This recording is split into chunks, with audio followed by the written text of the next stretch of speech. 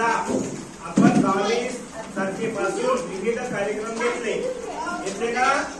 जसं तंत्रज्ञानावरील असेल, खेळ असेल, है ना. पहिल्या दिवशी TLMच्या पद्धतीचे जे साहित्य होते त्याची ओळख, बरोबर, वृक्षारोपण, त्याचा समारोप आज आपण 28 रविवारला घेत आहोत. त्या निमित्ताने आपल्याला स्नेह भोजन दिलं आहे. काय दिलं आहे? स्नेह भोजन. स्नेह भोजन म्हणजे जे दिलगी दिली आहे तुम्हाला, ती दिली आहे आपल्या गावचे ग्रामसेवक शिंदे साहेब. त्याच्यानंतर जी कढी दिली आहे ती दिली आहे नानाजी भोयर, ज्ञानेश्वरराव भोयर.